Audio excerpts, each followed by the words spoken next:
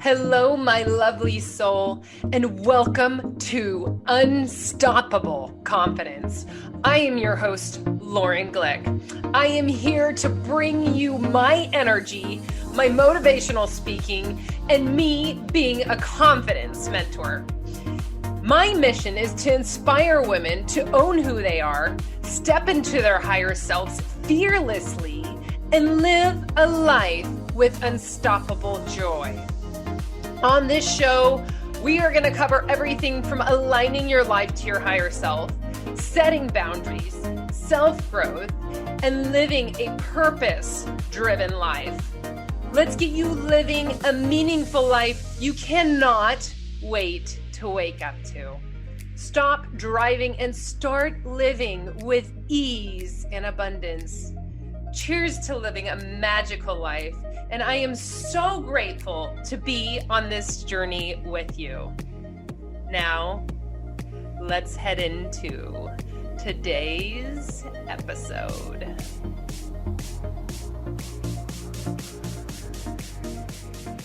I just want to introduce you to the listeners today. We are here with Stephanie Rodriguez, and she has such a powerful story and very shocking, as my listeners know. I swear every single guest that is on Unstoppable Confidence comes from Clubhouse. It's the most powerful networking tool for sure out there on social media right now.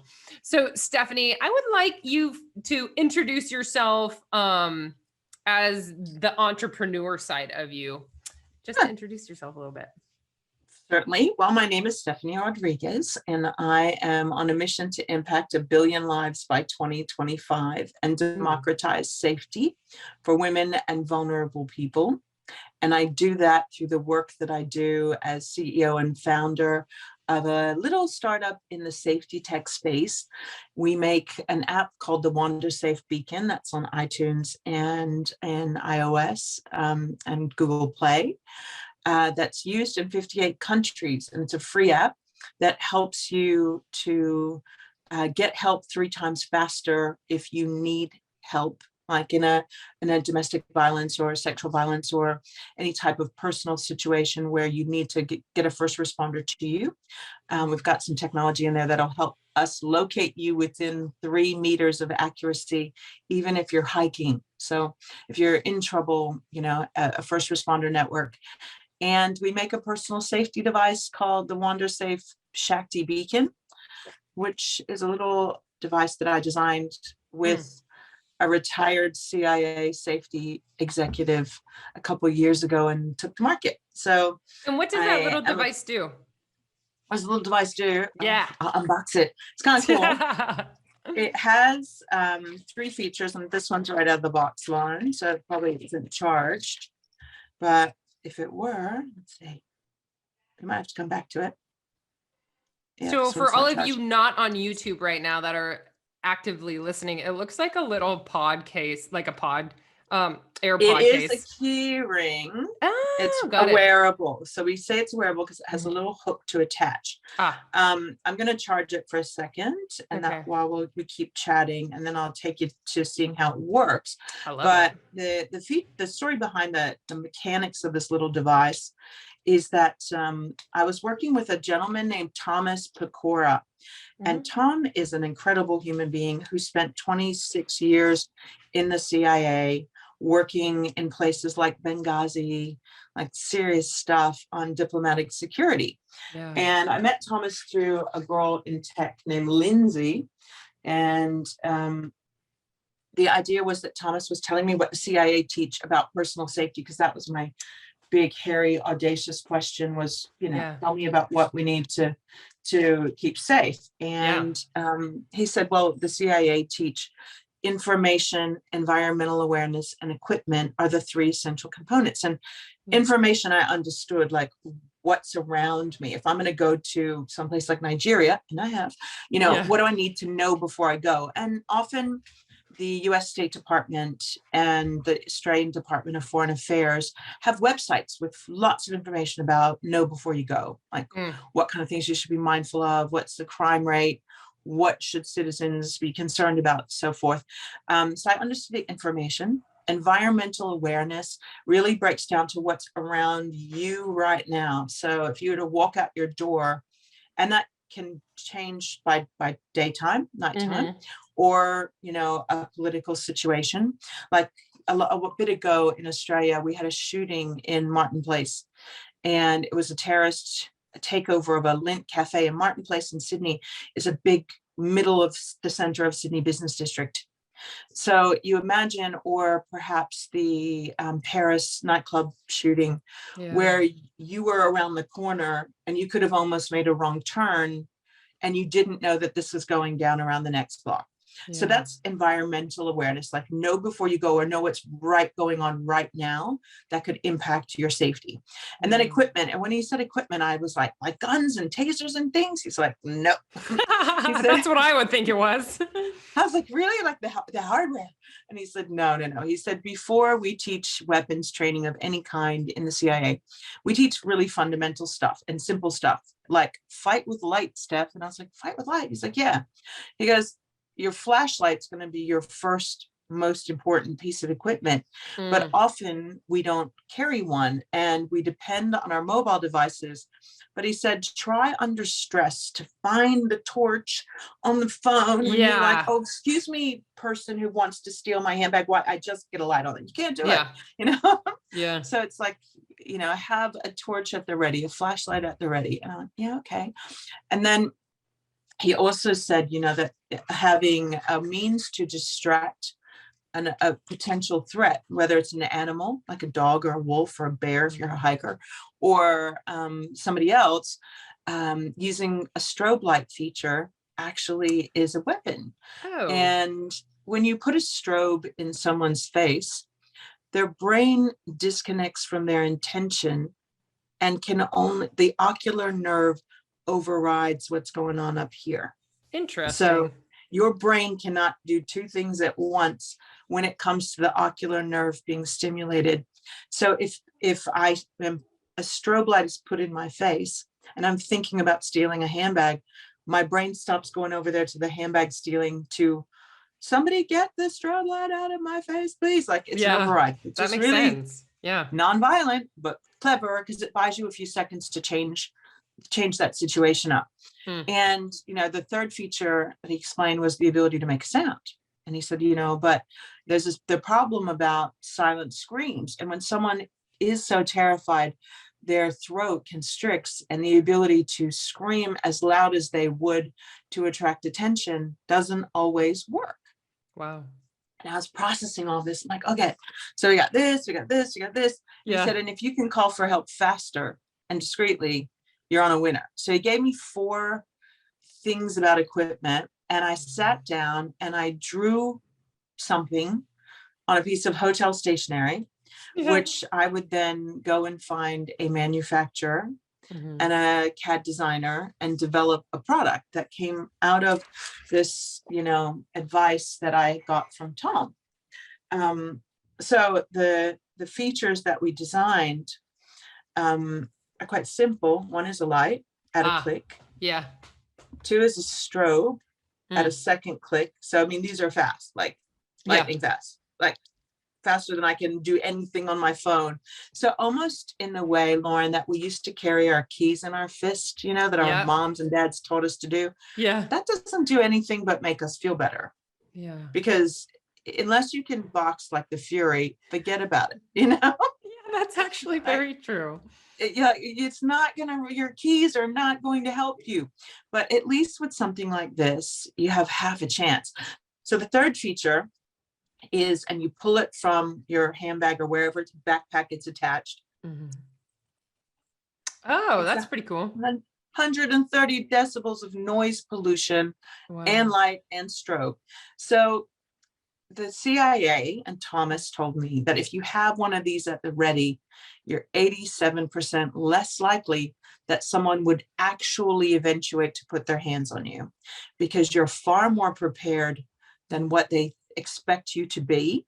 And they'll go find an easier prey, because they also don't know what's next. If you got all this, what's coming out of your pocket, you know?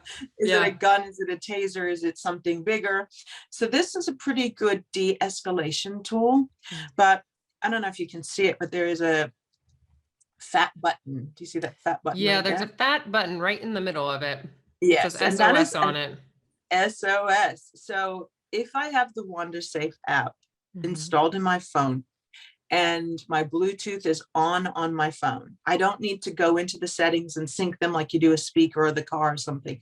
But as long as they're on and they've been paired before, 3 presses of this silently Mhm. opens up the app and starts sending SOS text messages to the contacts that I set up in the app. And it could Mm. be more than one. So you think about only being able to call one person at a time for help. I could set up as many as I wanted to. And if I press this SOS, every single one of them get a text that I'm in trouble. I urgently need a call. And if you click the link, it shows in the app where I am with 3 Ooh. meters of accuracy. Wow, I like that. That's Yeah. pretty gnarly.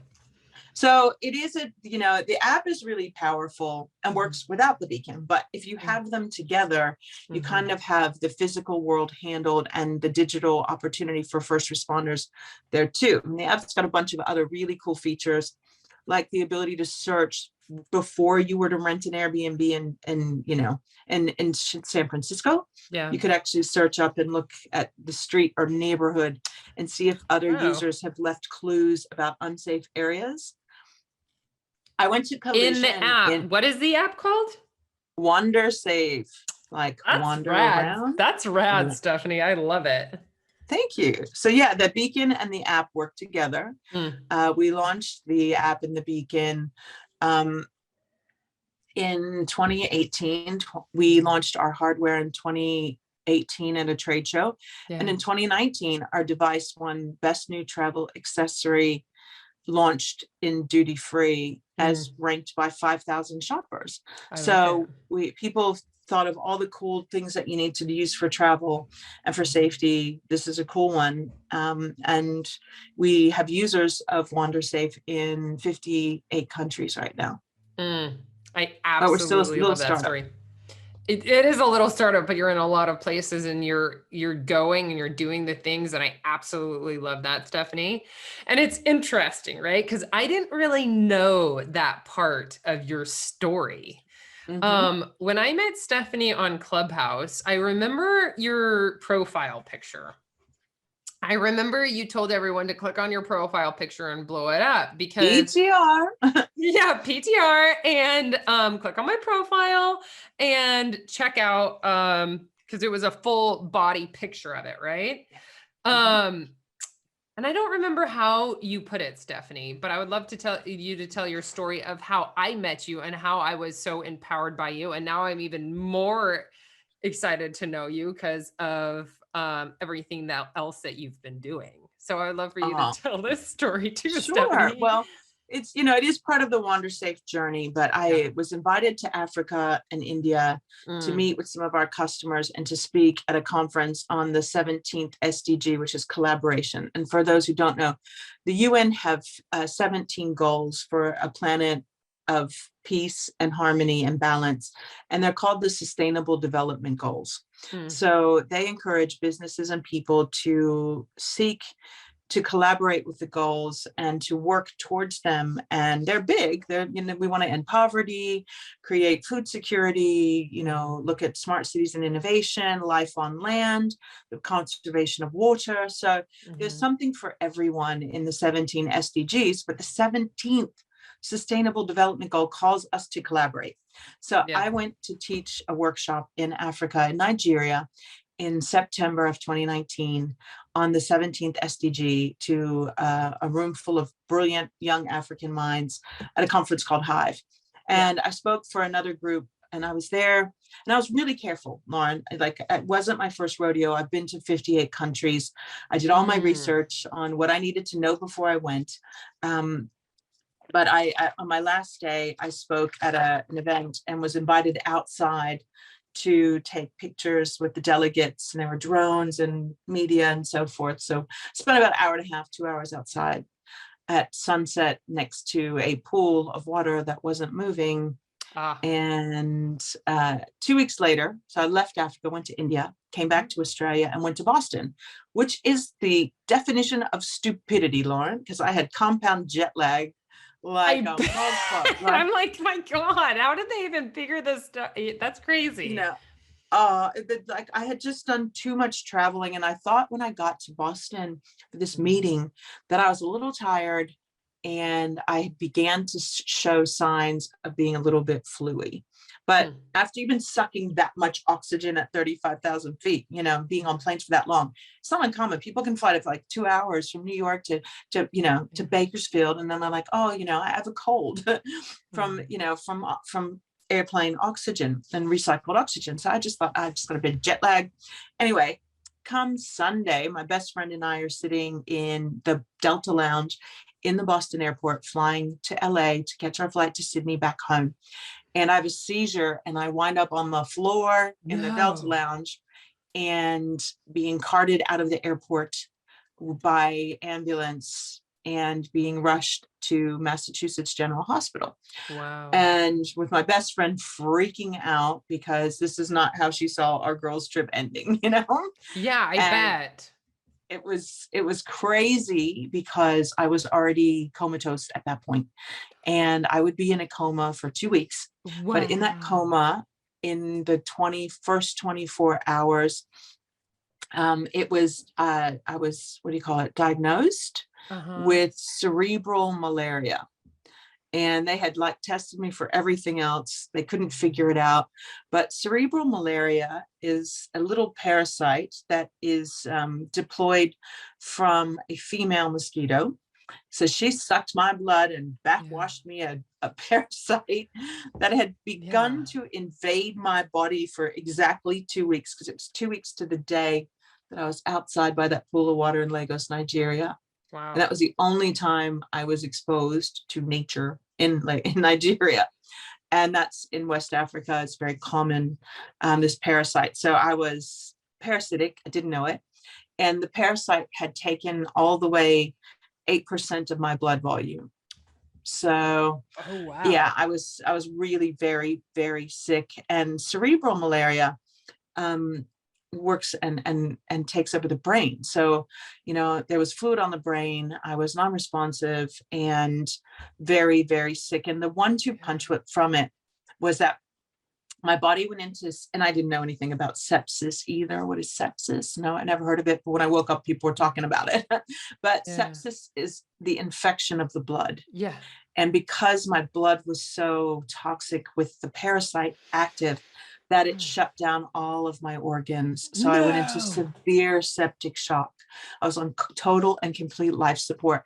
And literally, doctors gave me minutes to live. Like, my family were called to Boston. My son was flown from Australia up to Boston to be next to me because the prognosis was grim. Doctor said I was gonna die.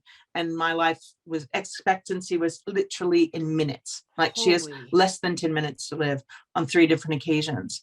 So I was pretty much down and out for the count. Yeah. I don't know. Well, I kind of know, but the miracle of my life in waking up confounded many a doctor, which was pretty amazing when I woke up, because everyone like was gobsmacked, as we say. Like, can you believe it? They're like, what the hell? What are you doing here? And it's funny because now, seriously, they're like, wait, you're alive? Like, yeah. When they extubated me, they took the tubes out of my throat. The first thing I said was, who the fuck gets malaria? Like, I couldn't believe it was me. Wait, it's like, so really? Like, my question is, this is a medical question right now, is when you're in a coma, are you cognizant at least of like things that you're hearing? Part of the time. Interesting. Yeah. Well, there's one part of that spooked me. Have you ever watched the show New Amsterdam? No. It's a great medical drama. It's on now. I watched it on Stan and etc. But it's about Bellevue Hospital in New York City, and it's a great medical drama. It's in season 4. But there's a scene in there that was recorded in 2019, and it's so weird how it parallels my reality, because my aunt flew from Florida up to Boston, and she played for me the Lauryn Hill track from Sister Act 2, His Eyes on the Sparrow, because she knows I sing that song.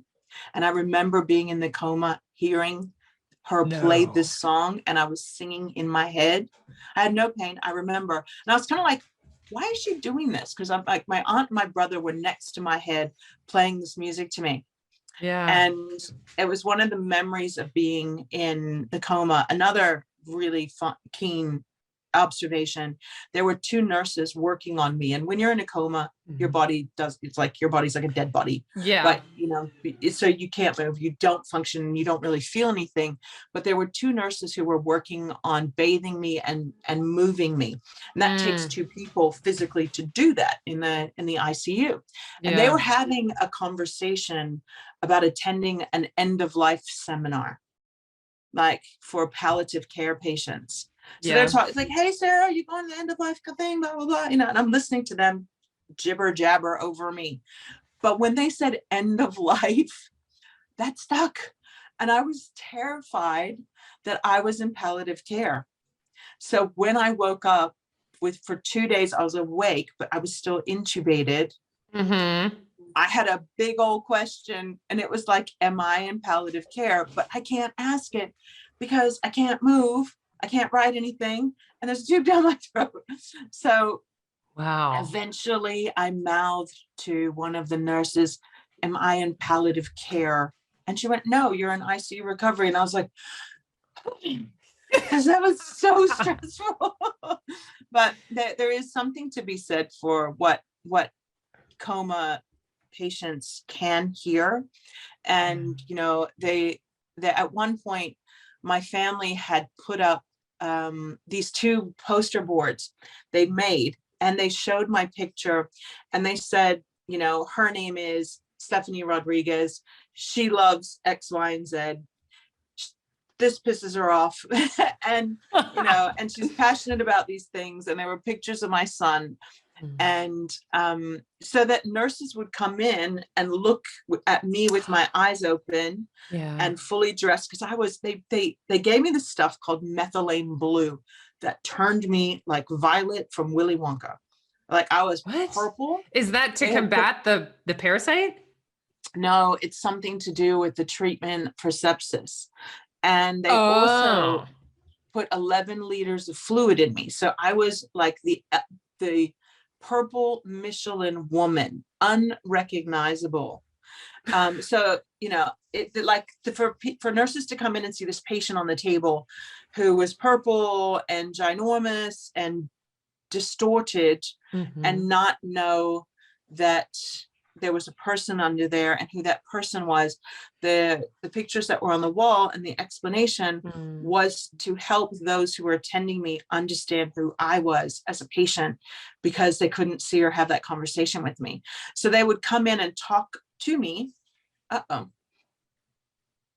They would come in and talk to me about you know, who I was, and oh, so look at you, wow, you look so amazing, is that your son? You know, they would natter on because they could see the pictures. How cool is that? Yeah, so it's something that I believe is unique to Massachusetts General, but Mass Gen is the Harvard Teaching Hospital. So I was very fortunate. In fact, I think it was divine providence that had me get sick in the Boston airport, because had I wound up in any other hospital than Mass Gen, I most probably would have died, because cerebral malaria kills quickly. And if you don't know how to look for it, like they were looking for meningococcal, the doctors went through my social media to see if I'd eaten anything, like they were looking for what. So crazy, Stephanie. They wouldn't know that I had been in West Africa and had a parasite that entered my body there, that I'd carted all over the world to get. So they went onto your social media and they found a picture of you in West Africa? No, my friend who I was traveling with. Oh, like, yes, she took them through. And the minute they saw that I'd been in Africa and India, they were like, well, let's resource. Let's start smear testing. So they took a blood sample and they put it between the slide, and they told my friend Liz, my BFF, they told her that when they put the blood between the slide to put in the microscope, they could see the parasite moving with a naked eye, because it was so concentrated in that drop of blood. So they put it under the microscope, like, yep, cerebral malaria. But then the problem was, Lauren, they didn't have the drugs in the fridge in Boston that they needed to kill the parasite. No. So they had to call the Center for Disease Control in Atlanta, who had the anecdote. and they had to report the incident because this is like a national security issue, because they, like, at one point they came in hazmat suits in the coma because they weren't sure I didn't have Ebola or some shit, you know? Like, Yeah. they went, oh, she's been to Africa. They came in full gear, and they made my friend leave the room. And she's like, I've been sleeping in the same hotel room with her for 4 days. If she's got it, I've got it. But they're like, no, you probably don't have it. But they were looking at airborne viruses, like all these kind of mystery. But when they saw the blood test, they went, we got it. But then there was no anecdote. So they had to get the anecdote from Boston, from Atlanta, fly it up to Boston, and start administering it to me. But in that coma with blood poisoning, that's when I went into septic shock. And that's when it got really hairy. Oof. And the doctors told my family, when I was given minutes to live, that there was one thing that they could do.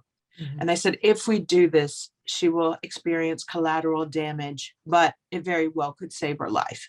And they had been giving me drugs called vasopressors, and vasopressors are like adrenaline drugs. And they gave me a cocktail, about 4 of them, I'm told. But what they do is they take all the blood from your extremities, the things that you're not using, and they force it to the vitals.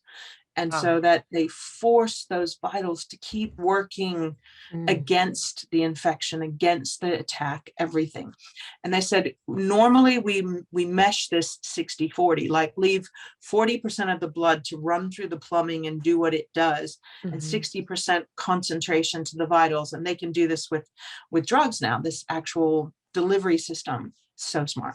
But they said, in order to save her life, we have one option, and that's to give her 100%. But if we give 100%, we're going to rob parts of her body from blood. But that might be the only thing that saves her life. And family, what do you vote? And so, the vote was just save her life, and she did. And here we are. So, geez Louise. Well, that makes sense now, because geez Louise, Stephanie, like, I can't, like, that story is, you're sitting here, you're talking, you're doing really phenomenal, and you're like powering through life, right? But waking up from the coma was the beginning. Like, everyone sees that as like and it's funny because yesterday was my birthday, was the day that I woke up out of the coma. Well, so, happy belated birthday, Stephanie. We have a new birthday, October 12th. But I was in the coma for 2 weeks and woke up. And unfortunately, though, my feet were turning purple. Yeah, that's what I was going to ask you, because your blood was shunted to your organs. Then what happened? Like, how are your extremities since then? Yeah, well, my feet were turning purple, and my hand was completely bandaged, and my right hand. And I'm left-handed, so it's really amazing. The left-right brain, and being that it was a parasitic attack to the brain, the right side of my body suffered a lot more damage than my left. I had no damage to my left hand, but my right hand my fingertips were turning black. And I had a giant blister here, which was from where the hand sat on the bed and had pressure. They left the oxygen monitor on the tip of my finger. So my finger was turning black when I woke up. And like, no one could explain what this would mean then. I had like 2 feet that were covered in blisters as if I had chemical burns of some sort. So they were excruciatingly painful.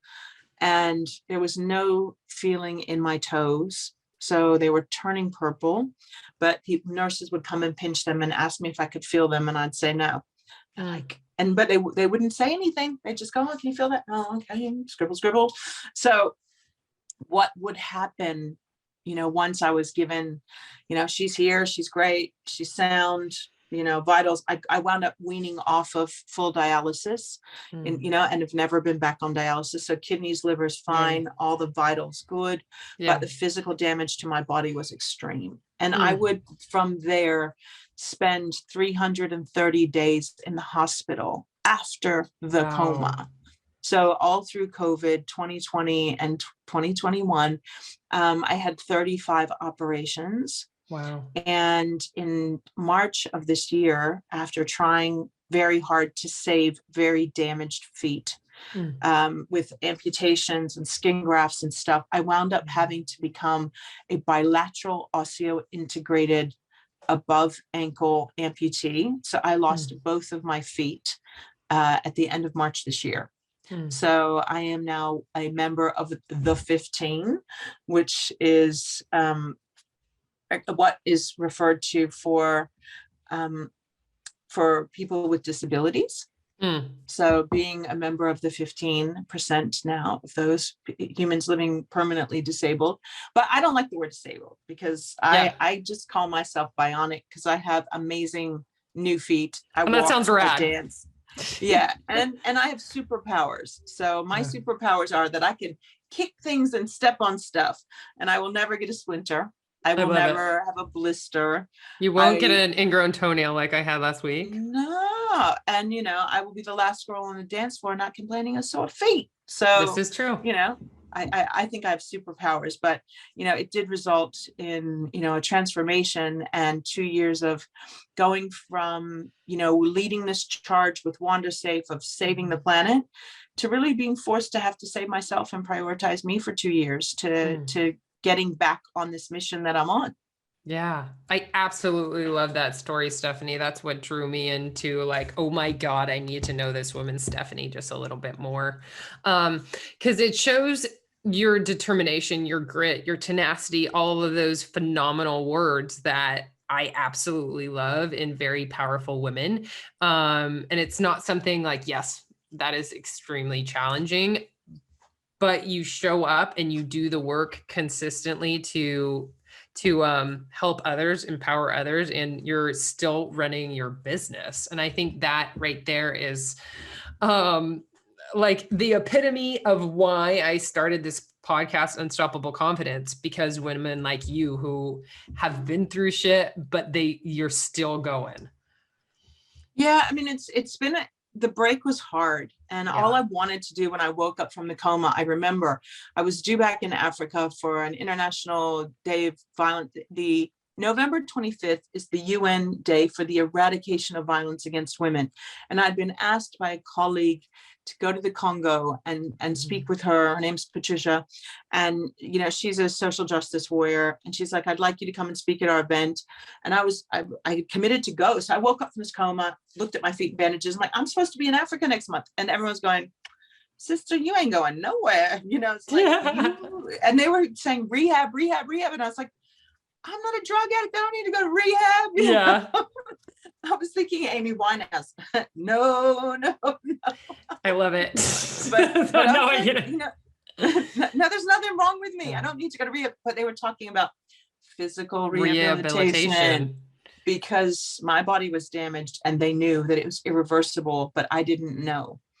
And I didn't know that it would be a 2-year journey. And I didn't know that I would have multiple surgeries and what it would literally take to put Humpty Dumpty back together again. So coming through a near-death experience and then the work, because when I woke up from the coma, I couldn't move anything. I could only move my head and my mouth. Wow. I couldn't pick my arm up. My nose itched because there was tape and they taped and put tubes down my nose. And my nose itched so much and I couldn't just scratch it. I just want to pick up my arm and touch my nose. I couldn't do it.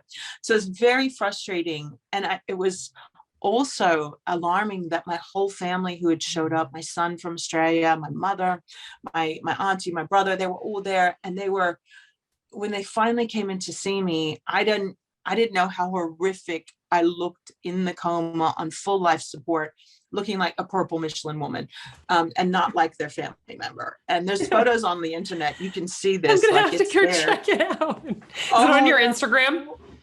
Yeah. And that I made a post on my 2-year anniversary. It's on my Instagram. You can see it. That's interesting because I saw your picture of your feet, but that was yesterday. Was that yesterday you posted it? No. Like a year ago. It's that, well, if you look on the 29th of September, which was recent, I actually posted a 2-year little collage of the before pictures and the now.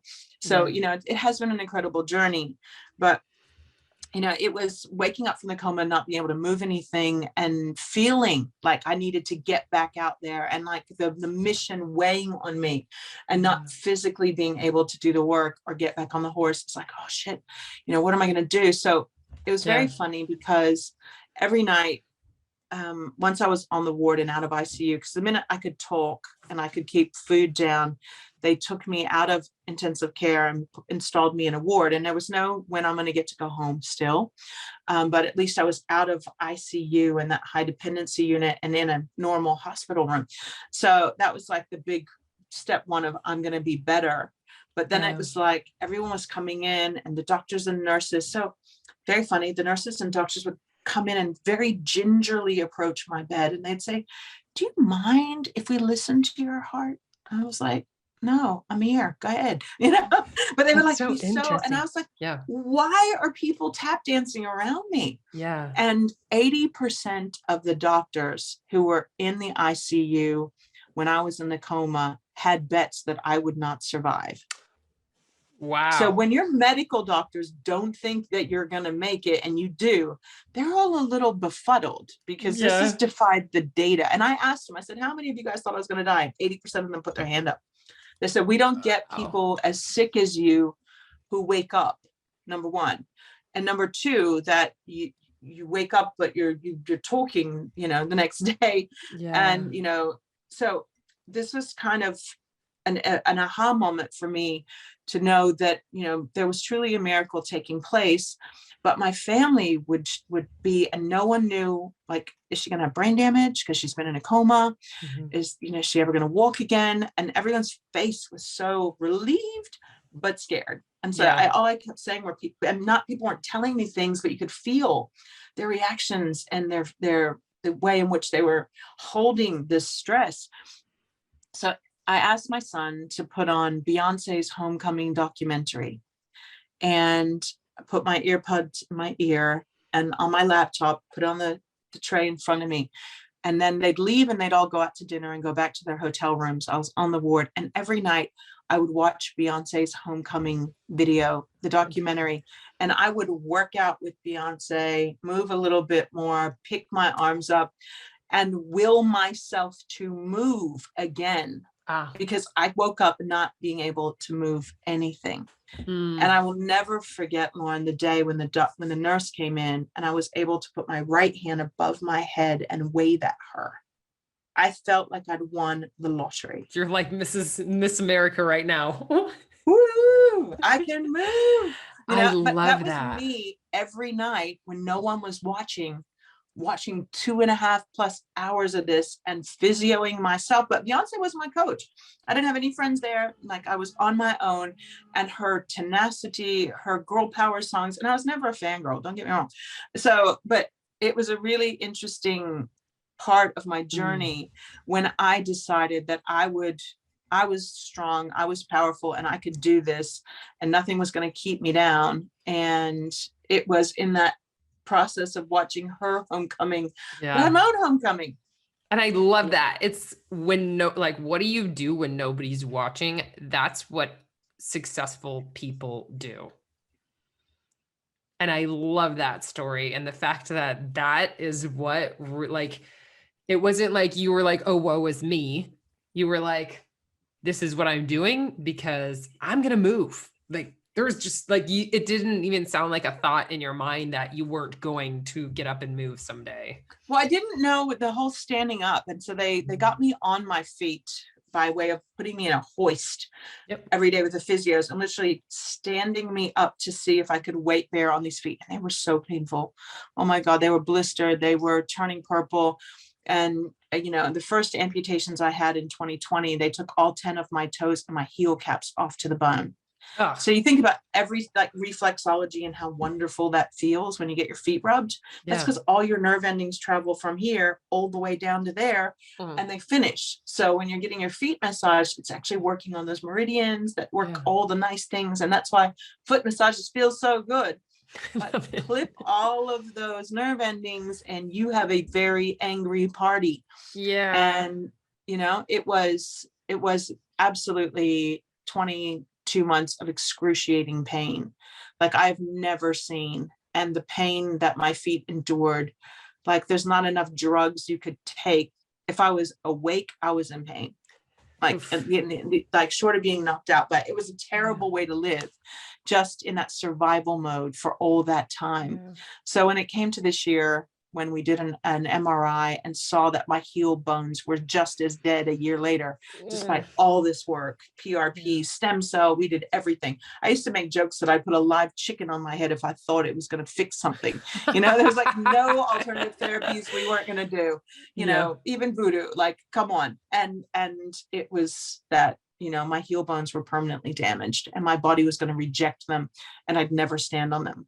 That I had to take the decision to lose them to gaining my mobility. So having robotic surgery and becoming Australia's first bilateral, meaning both sides, bionic woman is, you know, now I can stand, now I can do Pilates, and I do all of that. You see that on my Instagram. My journey through recovery is something I share, hopefully to inspire people to get off their ass, because if I can do it, they can do it. Girl, you are inspiring people on your Instagram. I'm like, oh my God, look at her. I love your story. I love the fact that you're an entrepreneur and now you're back at it. You know, you took a little time off because we get to take care of ourselves first. If we're not taking care of ourselves, we can't offer anything. So I loved your story, Stephanie. Is there anything you would like to add? Because I know because the reason why you went to Africa was for your entrepreneur journey. Are you in a little pain right now? Yeah, no, I've got phantom limb, which is the craziest thing. It's when your brain tells you that you have pain, but you don't have, like, it's telling me that my left heel is being squeezed really hard right now. But the fact is, I have a prosthetic. I don't have a left heel, but my brain very much, it's like fake news. It's the craziest thing, but it's so fake news. It's like, you just go fake news. That was really funny. It was like one of those like celebrity magazines that they make all the news up. Anyways, that's really funny. But fake news. Yeah. So now it's like it's interesting learning about how powerful your brain is in the process of this recovery. That's a whole nother podcast, because mindset is everything. And if you read any of my posts on Instagram, I talk a lot about mindset and I share what I'm thinking, even the good, the bad, and the ugly, because, you know, it is my recovery isn't just all about getting my body strong and my ability to walk on prosthetics. It really is about the mindset for which, you know, you take something as profound as losing limbs forever. Like, I'm never going to know a foot massage. You know, I'm like the water trickling between my toes. That simple joy is something I will never have. You know, I look back at pictures of me, you know, with pedicures and things like that. And I miss my feet, but the feet that I had were so damaged. I had to consciously decide that this new opportunity, this modification, if you're a gamer, I got the mods, and this upgrade was going to serve me in a way, and embrace that. But, you know, the way in which we women show up with our bodies, our shoes are a part of our outfit, our pedicures, the way we care for that furthest part from our heart, but it means so much to so many of us. So to have to give them up, and that mindset journey of acceptance and self-love, you know, often people say, you know, to love me in spite of my baggage, you know, in spite of, and, you know, for me, it's like, I love all of me and am so grateful for all the parts I have. So, you know, my acceptance had to be first of myself and finding myself worthy enough to put the work in, to rebuild my body, to being the best version of me for my 15-year-old son and for the mission that I'm on. And, you know, it's really exciting now, after being out of the office for 2 years, to come back and find everything that we set in motion in 2019. You know, we couldn't have predicted COVID. We couldn't have predicted the shadow pandemic, which is domestic violence. And, you know, now Wander Safe has the ability to really impact so many. And it is almost that through my adversity, more people are leaning into the conversation. So we've launched this really cool initiative around November 25th, which is the UN Day for the Eradication of Violence Against Women. And violence can be domestic violence or sexual violence. It can be psychological violence. So, you know, we look at the lesser situations and what this means, and our ability to, you know, rally around making a statement that we stand against domestic and sexual violence in all forms, in the workplace, in the home, in the schools, etc. So we've launched the Wander Safe Accord, which is a treaty that we're asking people to sign and, stand up against violence against women on November 25th with us. Yes. So that's what I've been kind of, putting together. People can go to the wandersafeaccord.com and sign up to become a part of the movement, and we'll send them a packet out about how they can have those conversations in their socials, how they can actively become a voice for change with us. So yeah, I love it's like that. now I'm right back at it. Yes, I love it, Stephanie. So what was that website one more time? Because people were not expecting it. The Wander Safe, and that's WANDER, the Wander Safe Accord, ACCORD. Awesome. So the wandersafeaccord.com. So it's more of a movement. You sign the paper saying you are actively helping against domestic violence, and you're not just the innocent bystander being like, okay, yeah, totally against it, but I'm just sitting back doing nothing.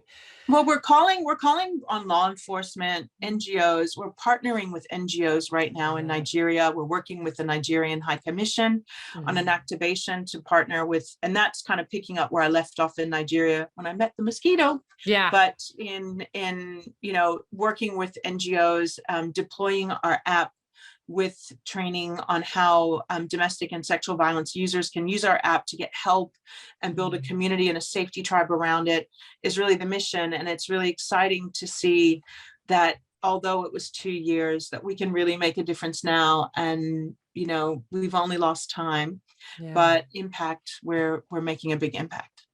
You are, Stephanie. I absolutely love listening to you tell your story. What is your handle on Instagram one more time as well? My personal handle is @digitalgoddess with 1D, so GODESS. So if you look up Digital Goddess, you will see the girl with bionic limbs and a lot of pictures of years before I wasn't bionic, because I've been on Instagram for a long time. And I'm also the Digital Goddess on Twitter, on Instagram, kind of everywhere as a digital native.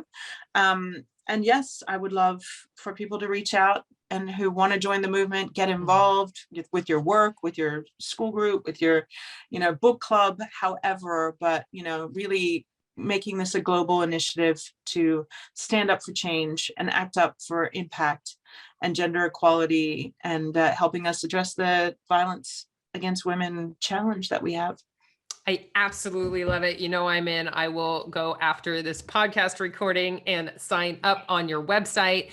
And this podcast recording with Stephanie, for you listening, I hope this brought you really good insight on, yes, we go through things in life, but the fact that we're still living means that we get to move forward with what our passions for. And I'm assuming, Stephanie, you have even a bigger drive in life now that you're like, I was like almost dead.